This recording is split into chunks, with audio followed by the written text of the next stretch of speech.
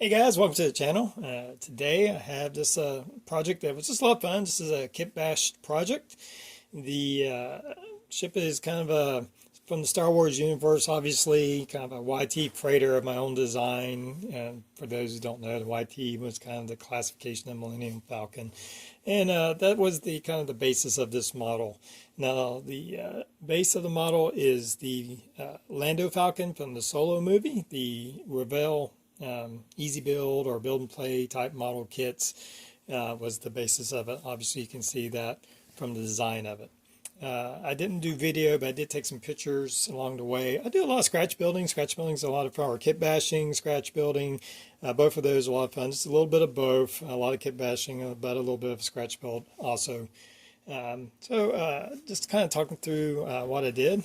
First of all, we had to kind of trim away the different parts. I actually found a picture on Facebook, just kind of glancing through some things, and I saw like a similar design ship, and I thought that that would be a good project.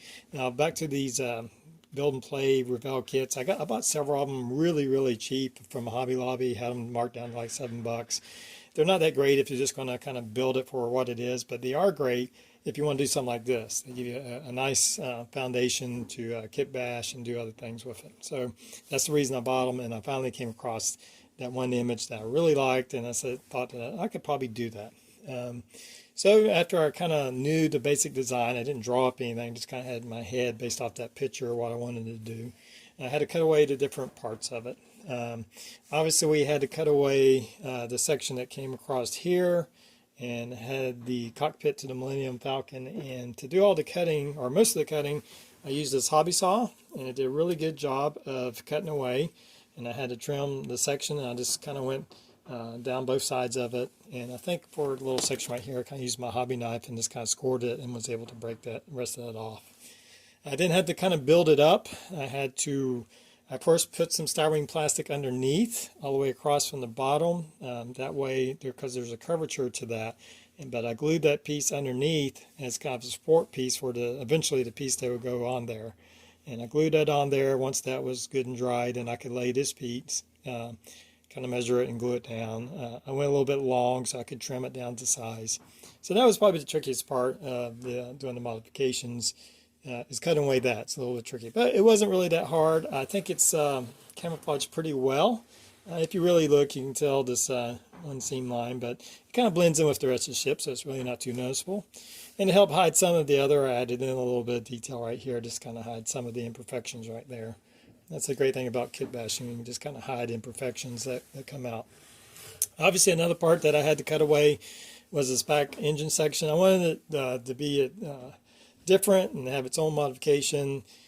So I simply cut away the sections of the ship, again using my hobby saw. I had to build it up with some styrene plastic along the sides, and I lifted it up and then glued that onto the raised sections. Then I had to sand it and kind of blend it all together. It wasn't too hard. Pretty straight edges. The trickiest part is I had to kind of sand and build this part up here to where it would butt up against this rotating turret right here. For the engine part, as you can see in here, what those are is from an old Revell Arc 170 Starfighter. These are the engine intakes cut down to fit back in there. They actually have the grills inside. A little bit of detail. So, engine part is, I'm not 100% happy with it, but it'll do for now, or it'll have to do for now. But anyway, so moving on. The section right here where I added the cockpit, obviously we included the escape shuttle part of the ship that comes with the Lando Falcon, and then I had to scratch build this part. And to do that, first part is the kit itself has a lot of raised detail, so I had to take some sanding sticks and sand that down to where it'd be nice and level, so when I went and I glued this part onto it, I'd have a nice level surface so it would blend nicely. So I had to sand this part down right here, and I just used some sanding sticks of different grits to get that down nice and level. Now it does flatten out a little bit. It comes down at an angle, and right up here it flattens out. So when I did this part, I just did a straight edge, and then I had to kind of sand it down a little bit to make it flattened out. And then obviously once I did these two sections, the two walls were done together, and then I glued in a top section here and then another section here, and then blended them together. So that was most of the major body work. There was some body work on the underside here. It's somewhat attached to this. Will come off, but it's on there pretty good right now. I had to close in the landing gear. There were some gaps where your finger slid in to pull the landing gear down. I had to put some styrene in there to close that off. Added in a little gun off a little greave blade that looks like a gun to the nose of the ship. Obviously we're losing our forward firing cannon right there. So once I got those body parts done, just a few greave blades. Also I had to close in this section right here that was open. It wasn't too hard. Again, I glued a piece of styrene to the inner side, and then another one on the top, and then add in a few pieces of styrene just to blend it all together. So I'm really happy with how that came out. That's probably the trickiest part of doing this build. I built up the front end. This is actually the ramp of off one of those kits that goes to these ships. I believe it's one of the original Millennium Falcon kits. That was the original ramp that went to it that gets pulled down. So fit on there nicely and gave a lot of detail. Just to use some styrene to kind of mark out a cockpit. And then I poured in some window maker, some Testors window maker. I painted it black and then poured in and kind of give us that glassy look to our windshield there. Looking at it now, I probably should add a little bit more detail to the front, maybe a few more bars across it, but overall I'm pretty happy with it. The radar antenna was replaced, obviously. That was some kind of greave blade, and this was actually off of an X-Wing model where I didn't use the opening landing gear door. It had that kind of radar shape that you see on the newer Millennium Falcon. So I was pretty pleased with that. So that was a lot of the work that went into it. It really wasn't that hard. It took me about 3 days to build and paint it. To paint it first, I did a black primer over all of it. Black's always good when you're doing colors like this. It helps bring out shading and stuff of that nature. For the base coat, I used Game Colors Glory Red. Went over the whole ship. Not like a real thick coat. Obviously, I wanted some of that black to remain to keep in some of the details. After that, I did a black wash over all of it. That really darkened over the paint.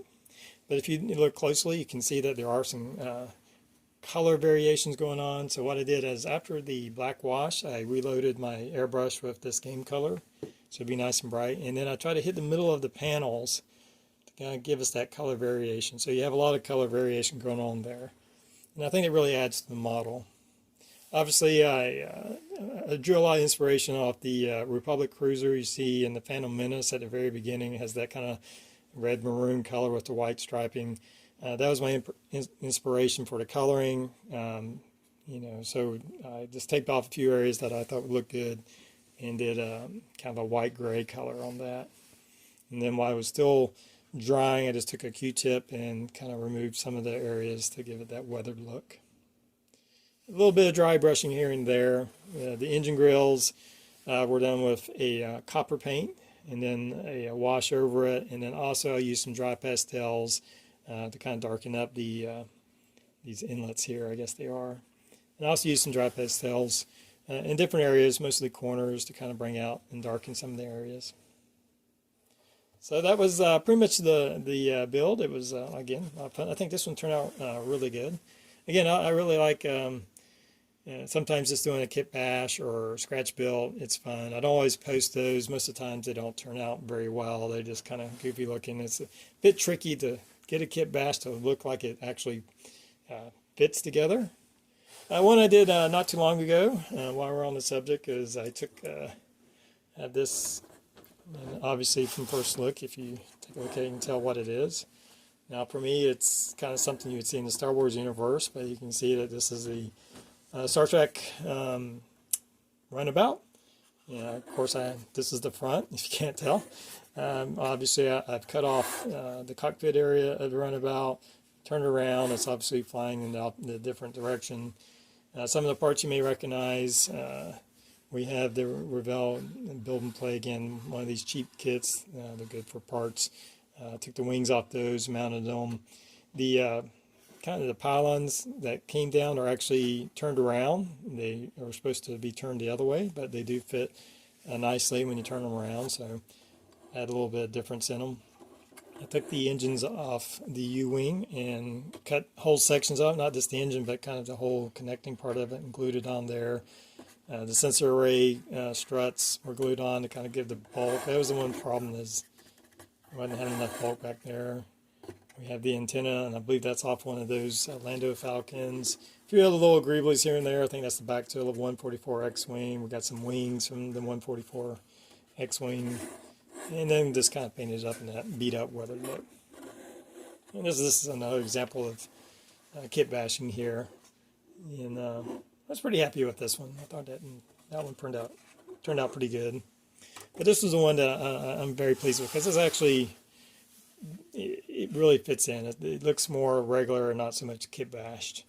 You know, again, when you're kit bashing, it's kind of, you can tell the parts of it, but you don't want to make it look like something just glued onto it. And I think this one kind of got there. Obviously some parts I could do some more detail.